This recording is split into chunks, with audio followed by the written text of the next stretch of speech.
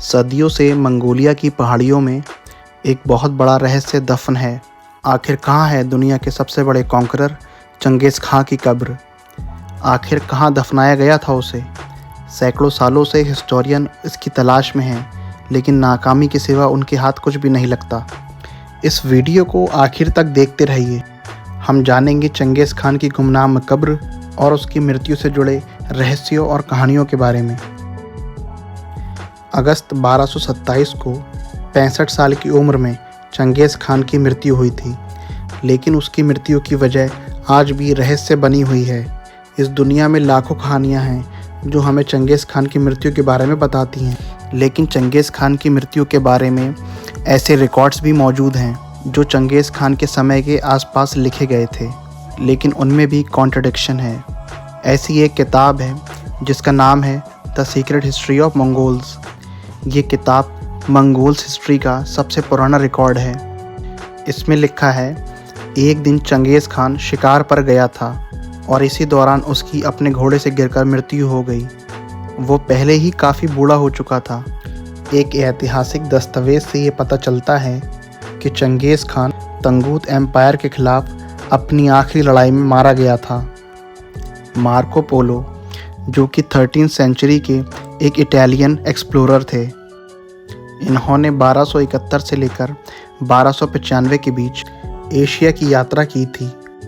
इन्होंने अपनी book the travels of Marco Polo में लिखा है कि चंगेज़ खान को उसकी आखिरी लड़ाई के दौरान घुटने में तीर लगा था और उसी तीर के इन्फेक्शन की वजह से उसकी मृत्यु हुई थी। वजह चाहे जो भी रही हो, कुछ भी दावे के साथ नहीं कहा जा सकता। अब देखते हैं उसे कहाँ दफनाया गया था।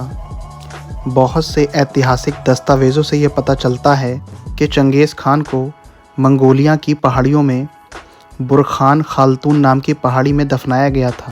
इन पहाड़ियों में अब तक काफ़ी रिसर्च की जा चुकी है, लेकिन चंगेज़ खान की कब्र का कुछ पता नहीं मिला।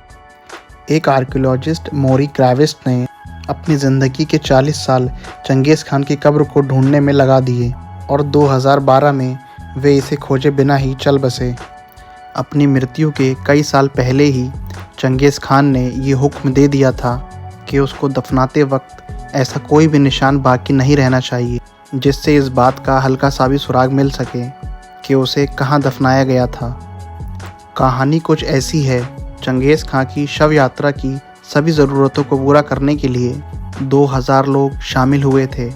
जब उसकी शव यात्रा पूरी हुई तो चंगेज़ खान की आर्मी ने उन सभी 2000 लोगों का कत्ल कर दिया और इस आर्मी को चंगेज़ खान की रक्षक दल ने कत्ल कर दिया।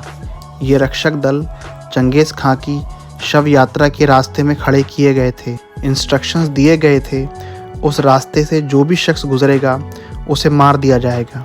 इसीलिए उस रास्ते से जो भी गुजरा उसको मार दिया गया। और आखिर में जब ये रक्षक दल सभी को मारकर अपनी डेस्टिनेशन पर पहुँचे तो इन्होंने सुसाइड कर ली। और इतना सब कुछ अगर काफ़ी नहीं है तो आगे सुनिए। जब चंगेज़ खान की कब्र बनकर तैयार हुई तो उस पर से हज़ारों घोड़ों को दौड़ाया गया था ताकि कब्र के बनाए जाने के हर निशान को मिटाया जा सके। जिन गुलामों ने उसकी कब्र को बनाया था उनकी भी हत्या कर दी गई, और जिन सोल्जर्स ने उन गुलामों की हत्या की थी, जब वो अपनी डेस्टिनेशन पर पहुँचे तो उनको भी मार दिया गया। इस तरह चंगेज़ खान की कब्र को जानने वाले एक भी शख्स को इस दुनिया में ज़िंदा नहीं छोड़ा गया था। मार्को पोलो ने अपनी बुक में लिखा है, 13वीं सेंचुरी के आखिर तक भी मंगोलिया में एक भी शख्स ऐसा नहीं था जिसे पता हो चंगेज़ खान को कहाँ दफनाया गया था। यहाँ तक कि the secret history of Mongols Changez Khan की मृत्यु के आसपास लिखी गई थी, लेकिन इस बुक में भी कहीं इस बात का जिक्र नहीं मिलता कि चंगेज़ खान कहाँ दफन है। मंगोलिया में प्रचलित कहानियाँ यहाँ तक कहती हैं कि 40 लड़कियाँ और 40 घोड़ों को चंगेज़ खान की कब्र के साथ दफनाया गया था उसकी आफ्टर लाइफ के लिए, बिल्कुल वैसे ही जैसे पुराने इजिप्ट के राजाओं के साथ होता था। वेस्टर्न हिस्टोरियन तो चंगेज़ खान की कब्र को खोजने में लगे हैं, लेकिन मंगोलिया के लोग ये नहीं चाहते हैं कि चंगेज़ खान की कब्र को ढूंढ लिया जाए। इसकी दो वजह हो सकती हैं। एक तो ये कि चंगेज़ खां खुद नहीं चाहता था कि लोग उसकी कब्र को तलाशें, इसीलिए मंगोलिया के लोग अपने बुज़ुर्ग की ख्वाहिश का सम्मान करते हैं। और दूसरी वजह ये कि मंगोलिया में ये मान्यता है कि चंगेज़ खां की कब्र शापित है। ये माना जाता है कि अगर कब्र को ढूंढ भी लिया गया तो उसको खोलने पर किसी भयंकर आपदा का सामना करना पड़ सकता है। एर्देनिन तोपची नाम का 17वीं सेंचुरी का एक मंगोलियन क्रॉनिकल है। इसे 1662 में लिखा गया था। माना जाता है इसी क्रॉनिकल में एक्चुअल और रियल मंगोलियन हिस्ट्री मिलती है। मतलब the secret history of the Mongols पहला सोर्स है मंगोलियन हिस्ट्री के लिए, लेकिन इस क्रॉनिकल को एक्चुअल सोर्स माना जाता है मंगोलियन हिस्ट्री के लिए। इस क्रॉनिकल में लिखा है शायद चंगेज़ खां की बॉडी को मंगोल लाया ही ना गया हो।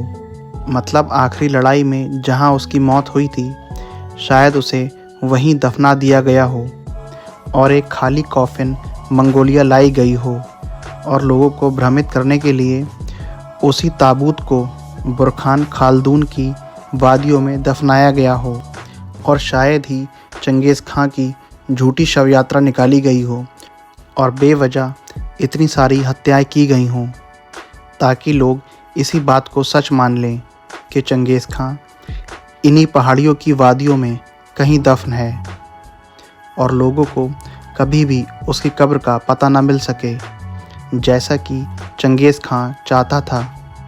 चंगेज़ खां की कब्र को ढूंढने के लिए तरह तरह के मिशन चलाए गए और तमाम तरह की टेक्नोलॉजीज़ का इस्तेमाल करा गया।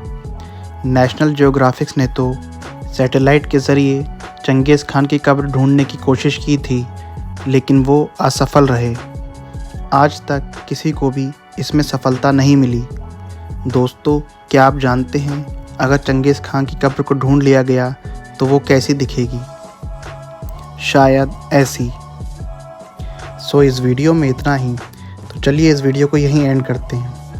अगर आपको वीडियो पसंद आया हो तो वीडियो को लाइक और चैनल को सब्सक्राइब ज़रूर करें, क्योंकि हिस्ट्री से जुड़ी हुई ऐसी वीडियो मैं आपके लिए लेके आता रहता हूँ। Till then bye, I will catch you in the next one.